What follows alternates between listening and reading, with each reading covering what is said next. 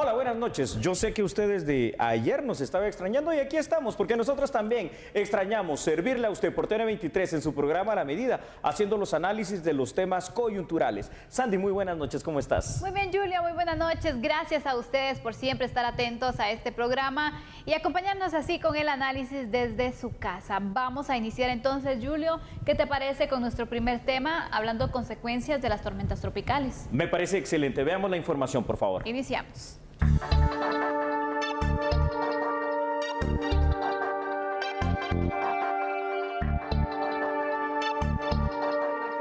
Las pérdidas y daños de la tormenta ETA y IOTA ascienden a más de 6.000 millones de quetzales. Es un dato que sobrepasa los daños y pérdidas del huracán Mitch, ¿verdad? Y que, como en otros espacios ya habíamos conversado con ustedes, los más de 22 millones de quetzales que nos han dejado el huracán Mitch, la tormenta Stan, la erupción del volcán de fuego y Ágata y Pacay. Entonces, estos datos confirman el posicionamiento que Guatemala ha hecho a nivel regional por medio del señor presidente de la República para posicionar a Guatemala, Honduras y Centroamérica como una región altamente vulnerable al cambio climático, y ahora lo tenemos con datos respaldados y justificados para que podamos no cada año estar quitando acciones de la planificación nacional para brechas estructurales de desarrollo como desnutrición crónica, educación, salud, y siempre estar atendiendo emergencia y emergencia. Entonces, establecer un fondo de emergencias que pueda servir para mitigar los efectos de estos desastres que estamos pues expuestos. Yo no sé si usted todavía tiene alguna duda de lo que tanto hemos dicho acá en los distintos análisis de A la Medida, pero Guatemala es hoy por hoy uno de los países más vulnerables en el mundo ante estas catástrofes naturales. Y esto por los efectos del cambio climático que nosotros mismos, los seres humanos, hemos venido a través de una mala política ambiental, a través de un mal manejo del sistema de cuidado de nuestros recursos, de que no ha habido la educación específicamente para estos temas ambientales, de que no ha habido una política ambiental también que de alguna manera hasta sancione, enseñe y dicte mejores maneras de comportarnos. Y ahí lo tenemos. Los daños son impresionantes, Sandy. Totalmente, Julio. Haciendo una comparativa, se indicaba entonces que el impacto que generó tanto la tormenta ETA como IOTA superó lo que hizo el huracán Mitch. Imagínate una referencia que tenemos, imagínate también, de mucho daño, de mucha pérdida económica, también vidas que se perdieron. Y ahora que se haga la comparativa entonces con este fenómeno y que se indique que fue mayor el impacto que generaron esos dos fenómenos naturales comparado con Mitch, que fue solamente un huracán. Entonces, así es complicado, Julio, porque vemos entonces el atraso que se podría generar y aparte de ello los niveles de pobreza también que se van presentando en los departamentos afectados. Hombre, este es una situación realmente bastante complicada, ¿verdad? Porque, ¿saben una situación? Cuando vemos lo que ha pasado en los últimos años, el huracán Mitch, la tormenta Ágata, estas tormentas ETA, IOTA, volcán de Pacaya, volcán de fuego, es una situación terrible. Aparte de lo que pasó, por ejemplo, en el tema de los dos terremotos que se tuvo allá en el 2012 en San Marcos, en el occidente de nuestro país, preocupante. Pero ETA y IOTA, que ya llegaron a Guatemala degradados de huracanes que venían con una potencia e intensidad muy fuerte, causaron estragos. Esto significa, volviendo al tema de las políticas ambientales, ¿qué es lo que pasa entonces con los gobiernos municipales? ¿Qué es lo que pasa entonces con esos planes de ordenamiento territorial? ¿Qué es lo que pasa con la verificación del mismo por parte del ente encargado, que es el Ministerio de Ambiente y Recursos Naturales? ¿Y qué es lo que pasa ahora que tenemos ya este problema para poder hablar no solo de un recuento de daños, sino que de una reconstrucción, que eso es lo que tenemos hoy que analizar, Sandy? Totalmente, Julio. Te diría entonces que pues es difícil porque sabemos que todo esto ocurrió en un año muy complicado. Demasiado. Donde todo el país, así como el mundo, estaba sufriendo ya los impactos de una pandemia y que no esperábamos que otra situación viniera a afectar aún más. Entonces, aparte de ello, cuando se presenta la primera tormenta tropical ETA, en este caso los departamentos ya estaban afectados. Viene IOTA y les impacta de una forma mayor, entonces no dio chance ni siquiera de poderse recuperar, sino que las complicaciones continuaron y de hecho hay muchas familias que perdieron todo, se quedaron sin casas, que todavía están en los albergues, Julio, Imagínate, qué triste. Y es una situación terrible. Así que este es el momento, después de este largo y extenso preámbulo, de empezar a ver los datos que hemos preparado para usted aquí en A la Medida. Véalos, por favor, ahí están en pantalla. Y es que, Sandy, cuando hacemos el recuento de los daños, ambas tormentas dejaron un lamentable saldo. En primer lugar, de lo más irreparable de todo, 61 guatemaltecos fallecieron. 99 personas aún siguen desaparecidas, por lo cual siento que por el tiempo que ha pasado habrá que agregarlo a estas 61 muertes. Segeplan contabilizó, imagínate tú, más de 6.000 millones de quetzales en pérdidas. Además, según el monitoreo de Alta Verapaz e Izabal, son los departamentos que presentan hoy por hoy los mayores daños y las mayores pérdidas. Y lo podemos ver de manera evidente en estas imágenes. Y la pregunta es a este punto, esto va a continuar pasando y lo decíamos en análisis anteriores. ¿Cuáles son, y vuelvo a repetir, las hojas de ruta, los planes, los programas, las políticas que a nivel comunitario, que a nivel local, que a nivel municipal, que a nivel nacional, dirigidos por el ente que debe ser el Ministerio de Ambiente, dirigidos también por Conred y dirigidos por todas las entidades que tengan que participar, se pueden ya tener en cuenta y en consideración a efecto de un tema de algo natural, un fenómeno natural no se puede evitar, pero sí se puede mitigar y sí se puede prevenir mucho de los daños que se causan. Reducir el impacto, Julio, eso es lo que se puede realizar, pero lastimosamente en nuestro país, al igual que en otros de Latinoamérica, es un mal en común que tenemos. Hacemos mucho para la reacción y no para la prevención. Y por eso es que también nos sale tan caro. Porque yo recuerdo que hace unos años en Conred las autoridades manejaban una estadística que mientras que se invierte o se trabaja en la prevención, podrían estar invirtiendo un quetzal, por ejemplo, por cada persona. Pero cuando se reacciona son 7. Imagínate la diferencia. Ahí vamos, yo creo, a ver, aquí está la cámara, voy a la cámara 3. Creo que los entes encargados de todo les estoy hablando a todos los que ya mencioné, tienen que hacer su parte, pero hacer su parte significa, obviamente, el tener ya diseñada una estrategia de prevención. Sandy Monroy lo dijo bien, pero si no existe la estrategia, menos va a existir la política. Y como no hay una política, ¿cómo se va a poder implementar esto? Y entonces veremos y vendremos a darnos cuenta año con año de cómo cualquier otro tipo de desastre natural vaya a causar estos impactos tan lamentables, tan terribles, que a la postre nos cuestan dinero a todos los guatemaltecos por la no mitigación, por la no prevención y porque no existe verdaderamente esto que te digo, una política de Estado diseñada para esta situación. Hay que hacer su parte, pero hay que hacerla ya. Inmediatamente, Julio, es importante que se pueda realizar. Cada quien que haga su trabajo, ¿no? Exactamente. Las municipalidades tienen un nivel de responsabilidad también en el sentido, por supuesto, para poder ordenar muy bien su territorio, para que puedan de esta manera crear esos proyectos que se puedan ir implementando, que van a encontrar algún tipo de resistencia por parte de poblaciones. Por supuesto, si a mí tengo mi casa, está en una zona de riesgo y me dicen, usted tiene que evacuar, pero no me dan una alternativa, yo me voy a arriesgar seguramente. Pero es que porque no te llegan a hablar preventivamente de esos riesgos. Y no te dan otras alternativas. Y no te dan otras alternativas. Y no te dicen, mire, cuando pase algo, entonces, inclusive hacer simulacros de evacuación para ver cuánto tiempo toma esto. Porque eso es una verdadera política preventiva. Y aquí es donde tiene que ser todo un sistema. ¿Sabes cómo? Así como ayer veíamos y felicitábamos por el buen trabajo, al menos de coordinación interinstitucional del subsistema MAIMI para mitigar los efectos de la violencia en contra de la mujer, aquí tiene que existir otro subsistema. Alguien lo tiene que dirigir, probablemente Segeplan, probablemente la Conred, probablemente el Ministerio de Ambiente. Alguien tiene que tomar esa responsabilidad y es una responsabilidad a nivel nacional de los 340 municipios. Totalmente, Julio. Cuando vemos los datos entonces de los daños, esto impacta y esto también genera mucha preocupación. Así Yo quisiera, Julio, que tú nos pudieras hacer el desglose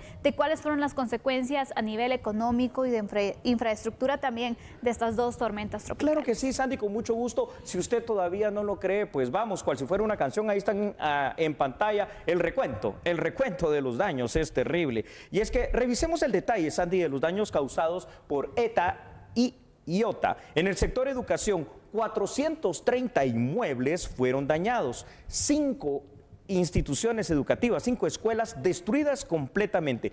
En total se registran más de 42 millones de quetzales en pérdidas. Esto solo para el tema de educación. mientras que en el tema de vivienda, por ejemplo, se reportan 16.000 viviendas con daños leves, 37.000 viviendas con daños moderados, 2.000 con daños severos. Esto significa un total de pérdida superior a los 2.000 millones de quetzales. Esto sin hablar, Sandy, otro tipo de cuestiones como la infraestructura, carreteras, puentes, caminos vecinales, como el tema, por ejemplo, de los temas económicos, de los negocios en sí, de la forma de vida de la gente, la pérdida de tierras, la pérdida de animales, la pérdida de cultivos, de cosechas y de todo lo que esto conlleva, Sandy. Totalmente, Julio. Ahora lo que queremos ver, cuál es el plan de recuperación que se tiene y de apoyo para estas familias, porque imagínate, ya han pasado pues ya varios días, las familias siguen esperando también una ayuda, siguen esperando la manera de poder salir adelante porque siguen en condiciones complicadas, Julio. Así es, 2 meses han pasado, de hecho. Claro, ¿sí? Y continúan muchas familias todavía en albergues, continúan sin poder tener un techo, están en una situación muy difícil, te diría.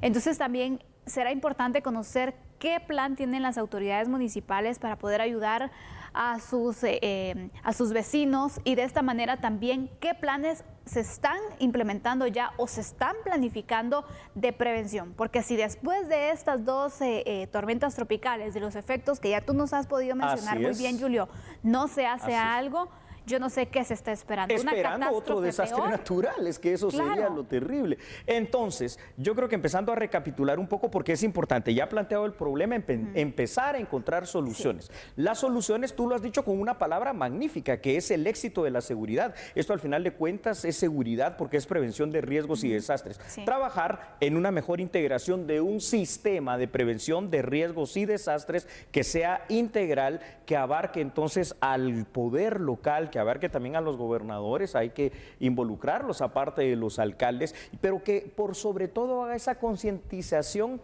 constante, continua, permanente con la población. Y por supuesto, por la otra parte, esto en cuanto al tema municipal y en cuanto al tema ya nacional, de una política ambiental bien aprobada, bien construida, bien diseñada, con hojas de ruta claras y con un norte que pueda llevar a esto que estamos hablando de manera integral a la prevención, entonces ya implementarla, porque de lo contrario seguiremos viendo cómo cada vez se pierde todo lo que ya dijimos, pero ante todo se pierden vidas de guatemaltecos valiosos y eso es lo más triste y lamentable.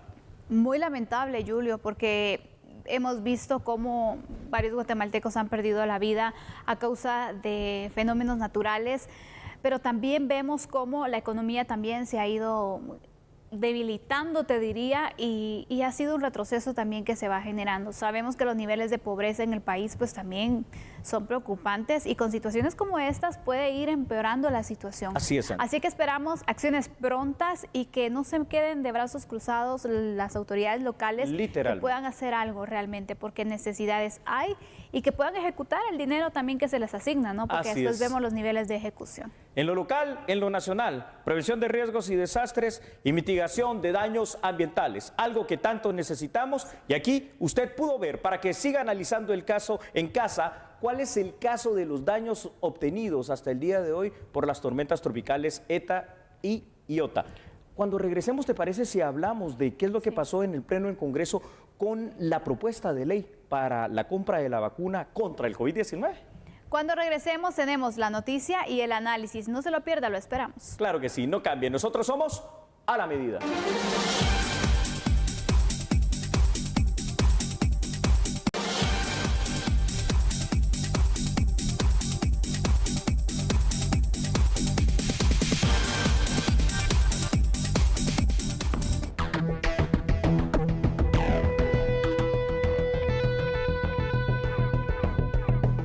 Con 145 votos a favor, diputados del Congreso de la República aprobaron el Decreto 1/2021, que da vida a la Ley para el Financiamiento y Adquisición de la Vacuna contra el COVID-19. Se incluye una ampliación presupuestaria de 1.500 millones de quetzales para que el Ministerio de Salud adquiera 2 dosis por persona. Los fondos saldrán de los saldos de los préstamos aprobados en el Decreto 12/2020, así como los saldos de caja de bonos del Tesoro de la emisión aprobada en la Ley de Rescate Económico para las familias afectadas por el COVID-19 y la ampliación del presupuesto general de ingresos y egresos del Estado para el ejercicio fiscal 2020. Y pues con esto evidenciamos que con buena comunicación podemos realizar las cosas importantes para el país. Creo que queda demostrada la buena voluntad de parte de los dos organismos del Estado, tanto el Ejecutivo como el Legislativo. Agradecer también a todos los diputados que hoy logramos algo histórico al poder aprobar no solo de urgencia nacional esta iniciativa para poder financiar ya y poder adquirir las vacunas para nuestro país, sino que además se unificaron criterios, llegamos a consensos, presentando un solo fondo de revisión, con las enmiendas que todos tenían para presentar. Yo creo que eso es algo sumamente importante, una aprobación con los votos de todos los diputados presentes y con una sola enmienda. La vacuna será gratuita, universal y voluntaria, según lo establece el artículo 2. Por medio de un fondo de revisión, se establece que el dinero destinado a la compra de la vacuna no podrá trasladarse a otras instituciones. Además, se exonera del pago del IVA a las importaciones de la vacuna que realice el gobierno. Por 2 años quedan exentos los impuestos a las donaciones para la movilización y conservación de la vacuna. Por medio de su cuenta de Twitter, el presidente de la República, Alejandro Yamatei, agradeció a los diputados por la aprobación de esta iniciativa, señalando que se ha dado un paso fundamental para la compra de la vacuna de forma ágil y accesible. Gratuita, universal y voluntaria, 3 de las características que hoy han quedado aprobadas en esto que ya podemos empezar a llamar, Sandy y televidentes, como el decreto 1/2021. Pero todavía faltan algunos procedimientos dentro del ámbito legislativo propiamente dicho para que esto ya se publique en el diario oficial. Y eso es lo que vamos a analizar en esta noche. Sin embargo, para partir sobre la base del análisis, veo la voluntad política de 145 diputados que estuvieron presentes, es decir, solo faltaron 15 en el hemiciclo, donde todas las bancadas, prácticamente sin excepción, pues estuvieron de acuerdo con algo que era así, urgente, ¿no? Vemos que cuando hay temas de interés nacional, se pueden lograr consensos. Yo creo que al final eso fue lo que se demostró, esa voluntad política que se tiene en el Congreso de la República, porque es un tema necesario que se debía conocer y que se debía ir pues dándole procedimiento para que las autoridades ya puedan empezar también con la preparación y la adquisición de esas dosis de vacuna, Julio.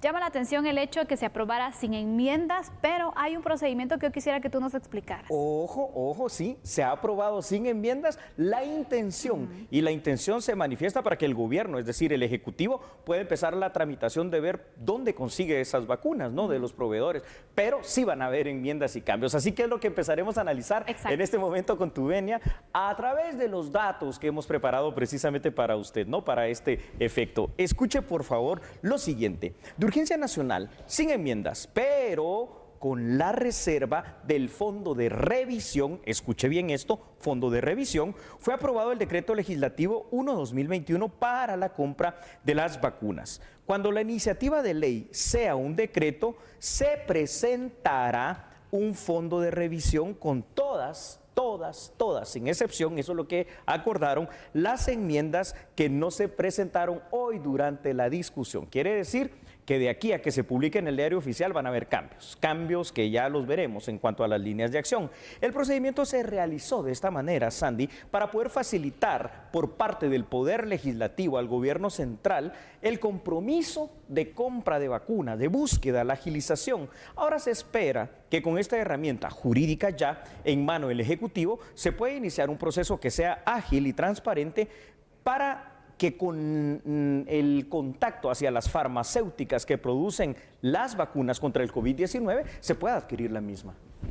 Totalmente, Julio. Vemos entonces cómo ya se debe empezar con esa luz verde que le da el Congreso al gobierno, pues con la adquisición, esa compra directa que se ha establecido entonces sin ningún intermediario que se pueda realizar y de esta manera entonces podamos pronto tener las primeras dosis para que se inicie también con ese plan de vacunación nacional, que por cierto va a ser voluntario. Sí, esto es algo de las características que decíamos al inicio muy importante. Va a ser universal para todos los guatemaltecos, al menos así está establecido. Habrá que encontrar el tema de que hayan vacunas para los 18 millones de guatemaltecos. Va a ser gratuito, pero va a ser voluntario, es decir, no va a ser obligatorio. Al final de cuentas, esto es bueno que usted lo sepa también. Usted estará en su libre disposición y libre albedrío de ir y colocarse la vacuna de manera gratuita, proporcionada por el gobierno, o no hacerlo, ¿verdad? Esto es algo que ha quedado a discreción del guatemalteco como tal.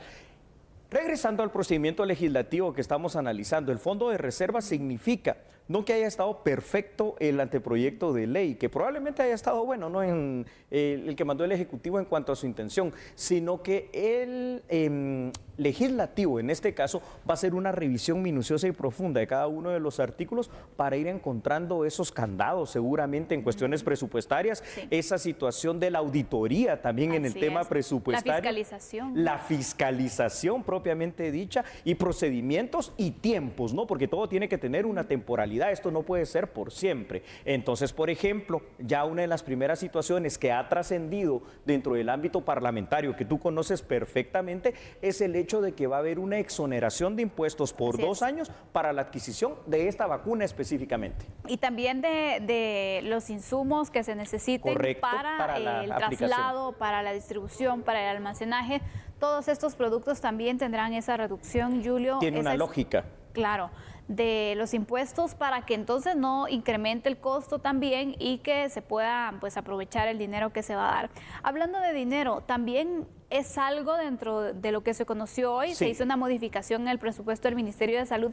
¿Qué te parece si vamos con esos datos de una vez? Me parece muy importante porque al final de cuentas uno se pregunta, bueno, ¿y el dinero de dónde va a salir? Exacto. Los espacios, los techos presupuestarios. Escuche usted lo siguiente, por favor. La iniciativa de ley amplía el presupuesto del Ministerio de Salud, Sandy, por 1.500 millones de quetzales para tener los fondos suficientes para la compra de las vacunas. El financiamiento se hará con los fondos no ejecutados. ¿Te acuerdas que esto ya lo analizamos hace 2 noches? Es decir, sin adquirir más deuda para el Estado guatemalteco. De ese fondo común, de lo que no se ejecutó o gastó en el año 2020. La ley permite al Ministerio de Salud, al ICS también, comprar la vacuna de manera directa sin ningún intermediario. Además, establece que el pago podrá realizarse con anticipos o hasta por el total del monto de lo negociado. Además, establece también que la vacuna va a ser gratuita, va a ser accesible para toda la población, otorga exención de IVA y a los insumos de transporte y de conservación. Repito entonces, con esta situación habrá que esperar cuáles son las enmiendas del fondo de reserva y en teoría entonces usted lo que tiene que tener claro es que esto va a llegar a ser ley, va a ser el decreto 1/2021 porque es el primero que va a conocer en este año el Congreso de la República y también tiene que tener claro lo que decía Sandy y que se lo vuelvo a ratificar. La vacuna va a ser universal para todos los guatemaltecos en algún determinado momento. Va a ser gratuita, no se la van a cobrar. También seguramente va a haber en lo privado, pues, pero por parte del Estado. Pero por sobre todo va a ser voluntaria y no obligatoria. Totalmente. Entonces, hay algo que debemos establecer mientras nos vacunamos, mientras llega la vacuna al país, mientras usted se realiza el procedimiento, se tiene que seguir cuidando también. Oh, sí, porque esa es la regla. Al final, las medidas que se han ido relajando, vemos entonces en el número de contagios que se reportan, también se debe a que ya viene la vacuna y ya elimino o reduzco las medidas de prevención.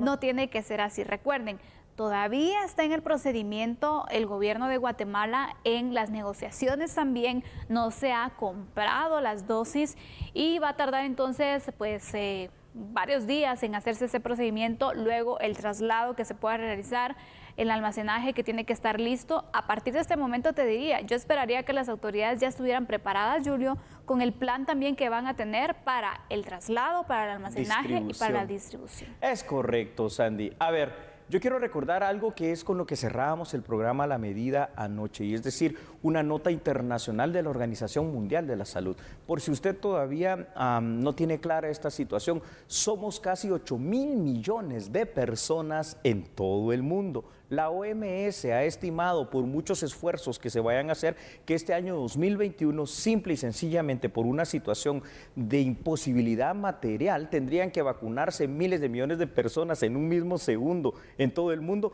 No se va a poder concluir en el 2021 con la inmunización de toda la población de nuestro planeta. Aparte, no se va a producir toda esa cantidad de vacunas. Entonces, la erradicación del COVID-19 apenas ha iniciado y tomará unos años. Lo que sí es que empezarán los procedimientos y la mejor prevención, la mejor cura en este momento, parece risible, es la prevención que tú mencionaste. Totalmente, Prevenir es lo Julio. mejor. Efectivamente, así que le hacemos el llamado para que se siga cuidando y mientras tanto estemos también pendientes de lo que pasa con los avances de la adquisición de las vacunas en nuestro país. También se ha mencionado, Julio, que la dosis de inmunidad para las vacunas es de 1 año. Así es, qué bueno. Entonces también es otro procedimiento que deberán prever las autoridades, entonces después de 1 año adquirir nuevas dosis y hacer todo el procedimiento. Cierto. Porque si no la misma situación se puede estar presentando. Hagamos una pausa entonces, ¿te parece? Sí, me parece, pero tú dijiste una palabra, adquisición. ¿Usted ha pensado en adquirir algún vehículo? Bueno, la asociación de, en este caso, importadores de vehículos estuvo bloqueada hoy, ¿verdad? Vehículos usados, en este caso, Asociación de Importadores de Vehículos Usados, tuvieron parado el tránsito y la economía del país en la carretera interamericana, y vamos a hablarle del por qué. Así es, así que no se pierdan los detalles. Hay algunos cambios que se han hecho que provocó el malestar y esta manifestación que se realizó que ha tenido algunos efectos económicos. Después de la pausa tenemos todos los detalles, por favor, no se los pierdan. Lex Duralex, no cambies, somos a la medida.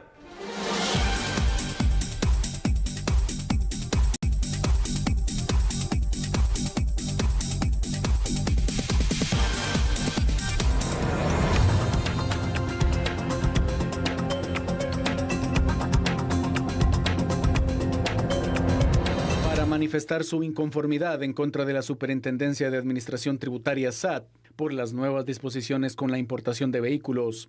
La gremial de importadores de vehículos desde las 5 de la mañana realizaron varios bloqueos en aduanas y carreteras como en el kilómetro 50, jurisdicción del Tejar Chimaltenango, medida que afectó a miles de automovilistas y personas que se dirigían a su trabajo. Parte de la protesta es para que la Superintendencia de Administración Tributaria haga la mesa de diálogo con las asociaciones y la Federación de Importadores de Vehículos Usados, ya que no se ha podido llegar a un consenso en varios tipos de problemas que suscitan la importación de los vehículos. Dicho paro está uniéndose a las fronteras cerradas, a la aduana de Tecumumán, a la aduana del Carmen, Puerto Barrio y Santo Tomás de Castilla. Y bueno, esta manifestación ha generado algunas pérdidas y algunas consecuencias económicas para varias empresas. Así lo dio a conocer a Hexport.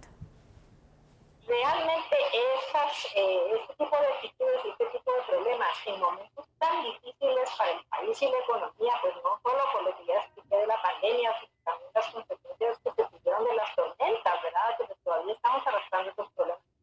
La verdad es que nos causa, realmente causa una conmoción. Asimismo, distribuidores de alimentos y otro tipo de productos que se dirigían al occidente reportan miles de quetzales en pérdidas debido a los bloqueos.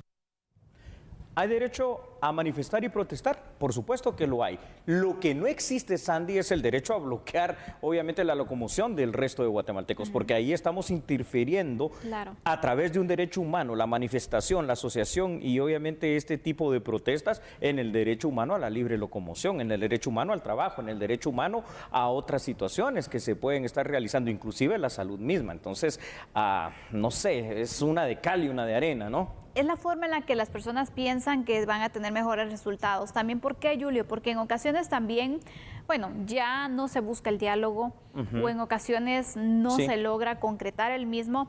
Y se han dado cuenta que llamando la atención de esa forma es como atraen precisamente esa atención de autoridades. Y por eso es que si te das cuenta, es la forma de manifestación ahora por medio de bloqueos. Entre Así más es. de consecuencias, ocasiones, más atención te van a prestar. Yo creo que no debería ser así, pero ¿qué Sí. está pasando con los diálogos, me pregunto?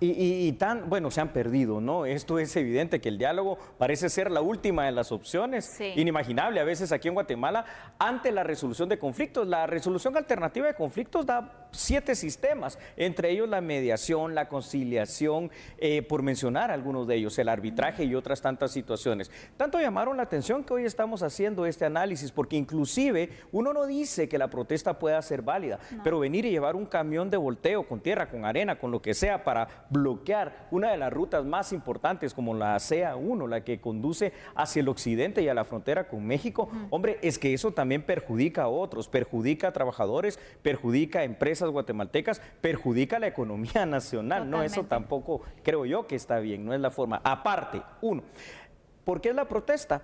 Por la aplicación de la Superintendencia de Administración Tributaria de una ley creada en el 2012. Pero por eso me despedí con lo otro, lex dura lex. Si es ley, hay que cumplirla.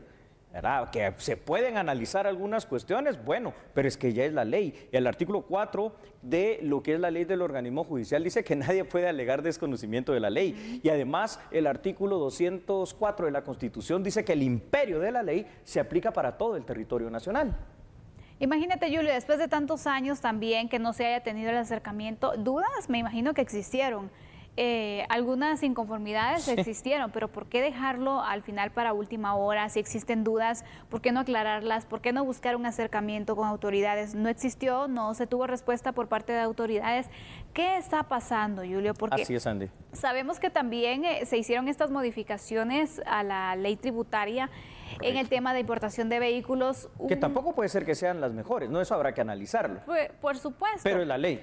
Pero hacer propuestas, Julio. Exacto. No solo puedes tú venir y protestar. exigir, sino también cuál es la propuesta que tienes. Así es. Entonces, bueno, para los señores que bloquearon, para los importadores de vehículos usados, vamos a dar los 2 puntos de vista a conocer. Y por eso, entonces, atentos ustedes acá en A la Medida para que sepan qué es lo que pasó por una y otra parte. Veamos entonces los primeros datos que hemos preparado en esta investigación para que usted conozca sobre el tema. Una jornada de bloqueos que se vivió hoy en Guatemala, Sandy, en una de las carreteras más importantes del país, la denominada Ruta Interamericana, donde los importadores de vehículos usados detuvieron por varias horas el tránsito. La inconformidad deviene de la aplicación del artículo 109, inciso C, del decreto 10/2012. Le hago la acotación que del 2012 al 2021, hombre, es que han pasado ya, ¿cuántos? 7 años por lo menos. Esta norma les prohíbe, ojo con esto, la importación de vehículos chocados que hayan sido declarados irreconstructibles en su país de origen, en este caso particularmente Estados Unidos, particularmente ya ahora se ha vuelto también común Corea. Además, no se permitirá la importación de vehículos chocados de más de 7 años de antigüedad, es decir, para este 2021, modelos chocados, usados, que vengan de cualquier país de origen del 2013 hacia atrás, ya no es permitido por esta norma. Pero aquí el problema, también hay que decirlo, deviene de las mismas autoridades que no han hecho la aplicación de la norma obligatoria durante todos estos años y por eso ahora que la quieren aplicar, no dicen, no, pero ¿por qué nos van a imponer esta norma? Señores, porque es ley. Entonces ahí sí es donde vengo con lo que tú decías. ¿Qué es lo que se necesita ahora? Bueno, pues que se quite, y lamentablemente no pasó así, esas medidas de hecho y que se entable una mesa de diálogo para ver qué hacer, pero considerando algo, la ley ya está hecha y la ley hay que cumplirla. Totalmente, Julio. Recuerdo que cuando aprobaron este paquete de leyes tributarias, la reforma tributaria, hubo también mucha inconformidad. De hecho, se registraron también distintas manifestaciones. Este sector se pronunció y también meses después se daba a conocer entonces del impacto que iba a generarles.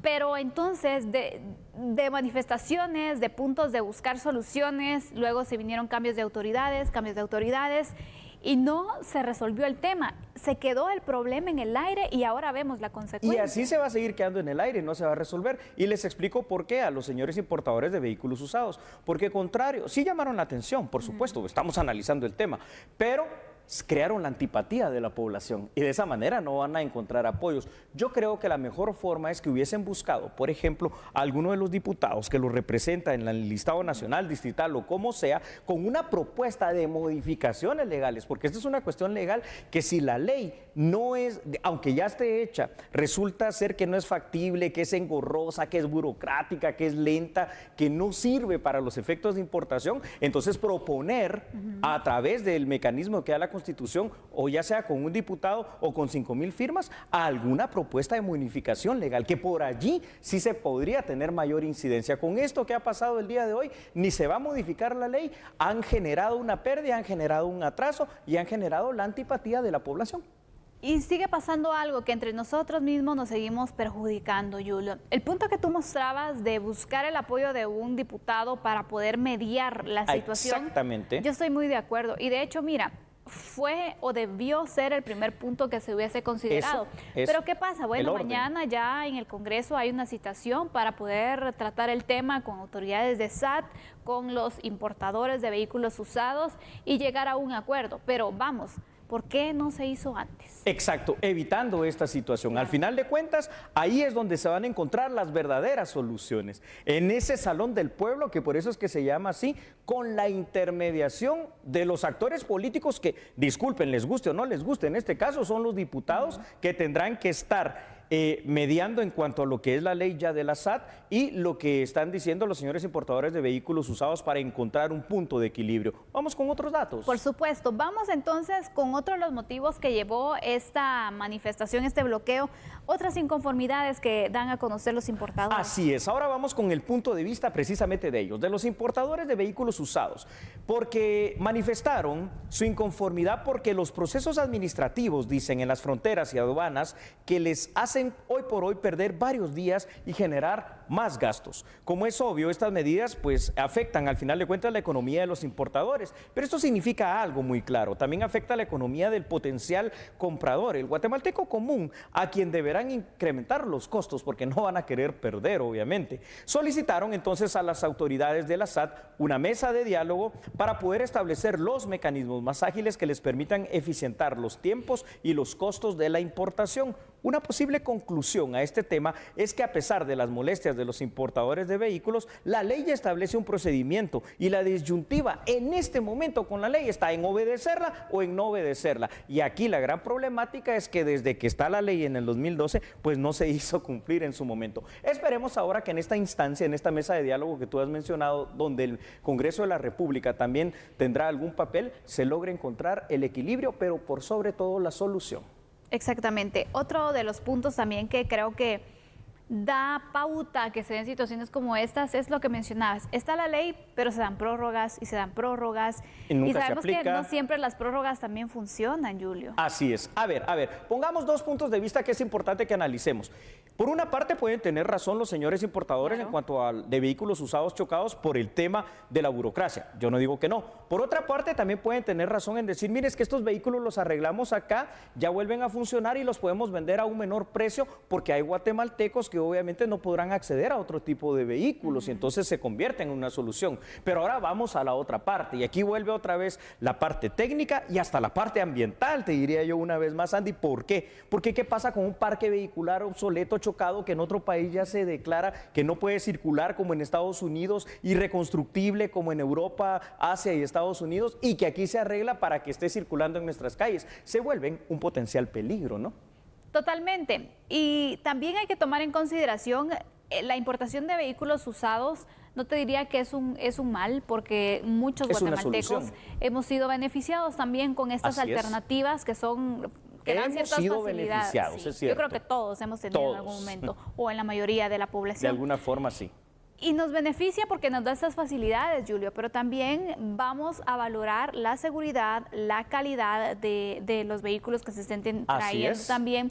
Y son puntos entonces que se han tomado en consideración desde la seguridad vial, te diría. Eso es, por Sandy, eso bravo. se había entonces establecido, cuando se hicieron las reformas, ese tema de la antigüedad también por las estadísticas que se han tenido y por las consecuencias. Por lo tanto, ahora entonces, ojalá que el diálogo pueda reinar en este tema y que de una vez se pueda resolver arreglar, ¿no?, este asunto, porque si no vamos a seguir teniendo estos problemas, estos bloqueos y otras personas que no tienen nada que ver van a resultar afectadas. Y que la ley, si se va a modificar al final de cuentas, se aplique de una vez por todas, ya sin excepciones. Sí. Para terminar, este es tema entonces de seguridad vial, ya lo decías tú, Sandy, y es tema de medio ambiente una vez más por la polución y por otras muchas cuestiones, aparte del tema administrativo y burocrático. Vamos a una pausa si les parece, pero regresamos con A la Medida todavía. Así es, porque hay otras noticias que tenemos para usted, lo invitamos a seguir con nosotros. ¿Sabe quién somos? Sí, usted lo sabe, somos A la Medida.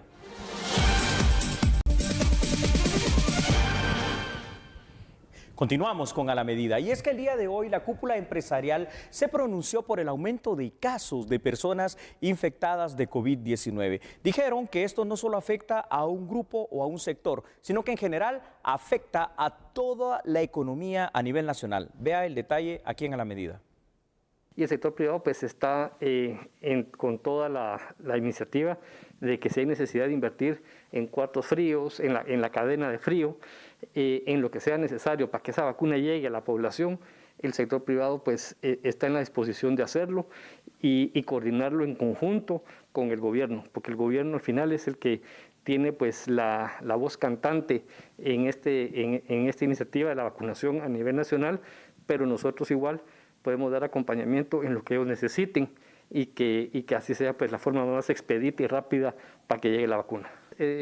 Nosotros tenemos reuniones pues, con las autoridades de salud, se han tenido varias reuniones para hablar del tema y seguramente en las próximas semanas pues, vamos a tener una reunión con el presidente para ir afinando los detalles de cómo vamos con la adquisición de las vacunas. Autoridades de la Municipalidad de Guatemala, la Policía Nacional Civil y también el gobierno de los Estados Unidos dieron a conocer los avances y resultados que se tienen en un programa de prevención de violencia que inició hace 3 años. Los proyectos van desde la recuperación barrial, estamos aplicando una metodología que tiene que ver con la recuperación del entorno en 6 zonas de la ciudad, las 6 zonas más pobladas. Estamos trabajando en la recuperación no solo de las aceras, la inclusión de las ciclovías, la recuperación de espacios verdes, pero sobre todo con la presencia de la Policía Nacional Civil. El día de hoy vamos a poder instalar en 2 zonas, iniciando este año, lo que le hemos llamado los kioscos de usos múltiples. El fin de los kioscos de usos múltiples es que los elementos de la Policía Nacional Civil estén en las áreas centrales de las zonas priorizadas. Atenderán a las denuncias recibidas y recibirán apoyo con cámaras de vigilancia que serán instaladas por parte de las autoridades de la comuna capitalina. Una inversión de cerca de 15 millones por parte de la Municipalidad de Guatemala, y hoy el embajador ha anunciado que la participación del gobierno de los Estados Unidos es cerca de 20 millones de quetzales.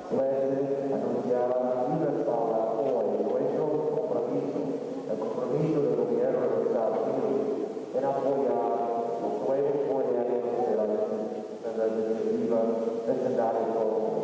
Estos proyectos son el resultado de la colaboración de la INR, de la USAID, representando las agencias del gobierno de Estados Unidos. ¿Sabe usted que el próximo 24, pero del mes de febrero, se va a decidir y dirimir si 14 procesados por el caso asalto al Ministerio de Salud deberán o no enfrentar juicio oral y público? Vea aquí la información en A la Medida. En el caso penal asalto al Ministerio de Salud, según la investigación del Ministerio Público, exfuncionarios de la institución, exdiputados y particulares sustrajeron del ministerio más de 50 millones de quetzales en el 2012, aprovechando el estado de calamidad decretado por el terremoto que afectó principalmente el occidente del país.